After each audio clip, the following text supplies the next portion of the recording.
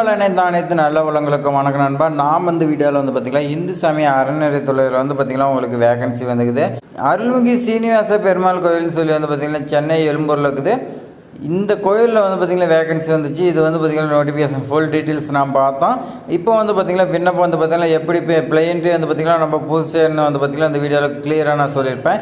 அதுக்கு முன்னாடி பார்த்திங்கன்னா இந்த இந்து சமய அறநிலையத்துறை பற்றி பார்த்திங்கன்னா ஒரு சில விஷயம் பார்த்திங்கன்னா உங்களுக்கு சொல்ல விரும்புகிறேன். ரீசெண்டாக பார்த்திங்கன்னா பல்வேறு கோவிலில் பார்த்திங்கன்னா வேலை வாய்ப்பு வந்துருந்துச்சு. பழனி முருகன் கோயிலாக இருக்கட்டும், அதேமாதிரி பார்த்திங்கன்னா கோவை மாவட்டத்தில் பார்த்திங்கன்னா பட்டீஸ்வரர் கோயிலாக இருக்கட்டும், திருவண்ணாமலை கோயிலாக இருக்கட்டும், ராமேஸ்வரத்தில் பார்த்திங்கன்னா ராமநாத சுவாமி கோயில், இந்த மாதிரி பார்த்திங்கன்னா வேகன்சி நிறையா வந்துருந்துச்சு. எல்லாருமே விண்ணப்பிச்சிருப்பீங்க. விண்ணப்பிச்சுட்டு பார்த்திங்கன்னா நீங்கள் என்ன பண்ணியிருக்கீங்கன்னா நம்ம சேனலில் வரக்கூடிய எல்லா வீடியோவுக்குமே பார்த்திங்கன்னா எப்போ இன்டர்வியூன்னு சொல்லி பார்த்திங்கன்னா எனக்கு கால் லெட்டர் வரல, இந்த மாதிரியே பார்த்திங்கன்னா கமெண்ட் சொல்கிறீங்க.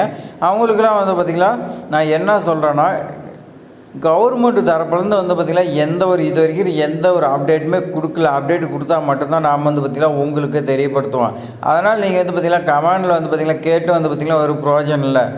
அப்டேட் வந்தால் நான் பார்த்திங்கன்னா நம்ம சேனலில் வீடியோ வரும். அதுக்கு நீங்கள் பார்த்திங்கன்னா நம்ம சேனலை சப்ஸ்கிரைப் பண்ணி நீங்கள் வச்சுருந்தீங்களா எப்போ வந்ததாலும் உங்களுக்கு நோட்டிஃபிகேஷனாக வரும்.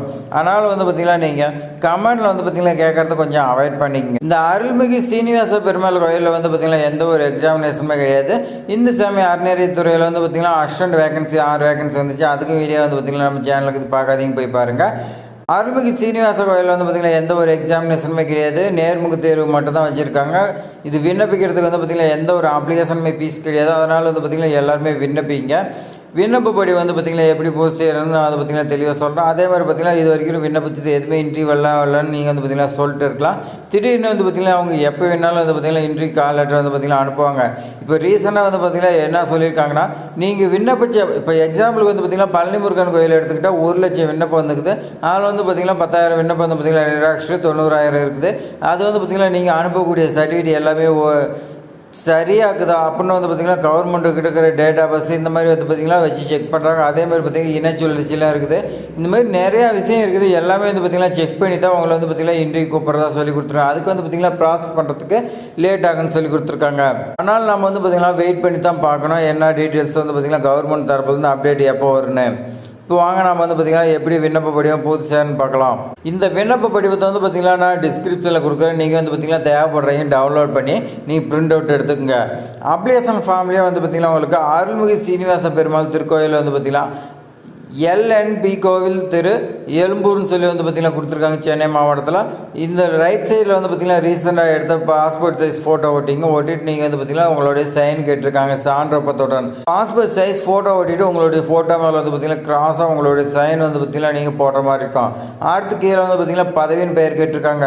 இந்த ஜாப்க்கு பார்த்திங்கன்னா நிறைய பதவி இருக்கும். அந்த பதவியில் பார்த்திங்கன்னா நீங்கள் எது விண்ணப்பிக்கிறீங்களோ அந்த பதவியின் பேர் மட்டும் தான் எழுதுன்னு சொல்லி கொடுத்துருக்காங்க. ஏதாவது ஒரு பதவி நீங்கள் பார்த்திங்கன்னா இன்னும் நிறைய அப்ளிகேஷன் பார்த்திங்கன்னா எலிஜிபிளாக இருந்து போடணும்னா நீங்கள் பார்த்திங்கன்னா தனித்தனியாக தான் விண்ணப்ப படிவம் போடணும். அடுத்து பார்த்திங்கன்னா உங்களுடைய பேர் கேட்டிருக்காங்க. நீங்கள் பார்த்திங்கன்னா தமிழ் அப்ளிகேஷன் ஃபார்ம் தமிழில் இருக்கிறதுனால நீங்கள் பார்த்திங்கன்னா தமிழில் பார்த்திங்கன்னா எந்த ஒரு மிஸ்டேக் இல்லை தெளிவாக பார்த்திங்கன்னா புரியக்கூடிய வகையில் நீங்கள் எழுதிங்க. இங்கிலீஷில் எழுதுறதை அவாய்ட் பண்ணுங்கள்.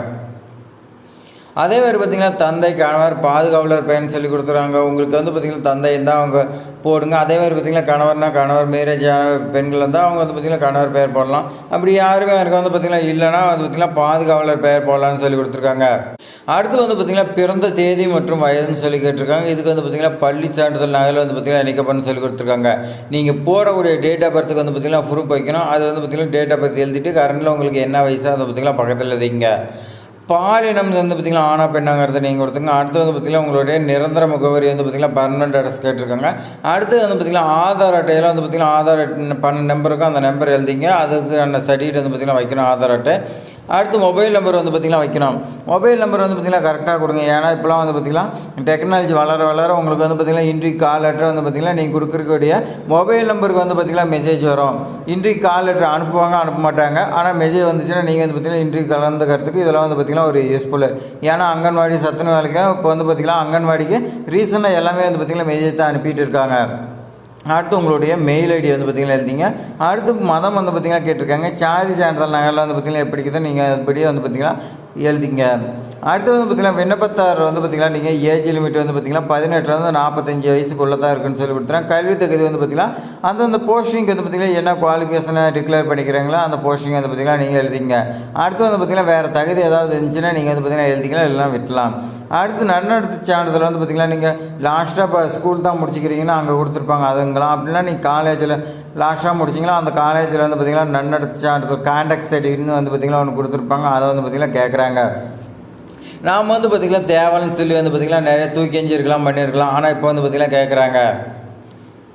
அடுத்து வந்து பார்த்திங்கன்னா உங்கள் மேலே குற்றவியல் நடவடிக்கை ஏதாவது இருக்குதான்னு கேட்டிருக்கேன். எஃப்ஐஆர் பதிவு பண்ணிக்குதா, ஏதாவது வந்து பார்த்திங்கன்னா வழக்கு நிலுவையில் இருக்குதா, ஏதாவது தண்டனை கொடுத்துக்குறாங்களா, இதெல்லாம் கேட்குறாங்க. ஆம்னு ஆம் கொடுங்க, இல்லைன்னு சொல்லி கொடுத்துருங்க. ஆம்னு கொடுத்தீங்கன்னா அந்த ஜாப் வந்து பார்த்திங்கன்னா உங்களுக்கு நாட் எலிஜிபிள். அடுத்து இந்த ஜாப் விண்ணப்பிக்கிறதுக்கு வந்து பார்த்திங்கன்னா ஏதாவது எக்ஸ்பீரியன்ஸ் இருக்குதான்னு கேட்குறாங்க. அப்படி இருந்துச்சுன்னா நீங்கள் வந்து பார்த்திங்கன்னா அதோட நகல் வந்து பார்த்திங்கன்னா இருக்குன்னு சொல்லி கொடுத்தாங்க. எக்ஸ்பீரியன்ஸ் இருந்துச்சுன்னா அதோட டீட்டெயில்ஸ் எழுதுங்க, இல்லைன்னு சொல்லி கொடுத்துருங்க. அடுத்து உறுதிமொழி கொடுத்துருக்காங்க. உங்களுடைய பேர் எழுதிட்டு அடுத்து வந்து பார்த்திங்கன்னா உங்களுடைய தந்தை பேர் எழுதிட்டு நீங்கள் வந்து பார்த்திங்கன்னா இதெல்லாம் ஃபுல்லாக படித்து பார்த்துங்க. ஏதாவது நீங்கள் போலியான தகவல் கொடுத்துருந்தீங்கன்னா உங்கள் மேலே வந்து பார்த்திங்கன்னா நடவடிக்கை எடுப்பாங்க. அதேமாதிரி பார்த்திங்கன்னா இணைக்கப்பட்ட ஆவணங்கள் எல்லாமே வந்து பார்த்திங்கன்னா கரெக்டாக இருக்குன்னு சொல்லி கொடுத்துருக்காங்க. நீங்கள் வந்து பார்த்திங்கன்னா எல்லாமே படித்து பார்த்துட்டு ரைட் சைடில் வந்து பார்த்திங்கன்னா உங்களோட சைன் போட்டுங்க. லெஃப்ட் சைடில் வந்து பார்த்திங்கன்னா 4 இடம்னு சொல்லி இருக்குது. இங்கே வந்து பார்த்திங்கன்னா எந்த டேட்டு அந்த டேட்டு போட்டு இடம் வந்து பார்த்திங்கன்னா அதை போட்டுக்கலாம்.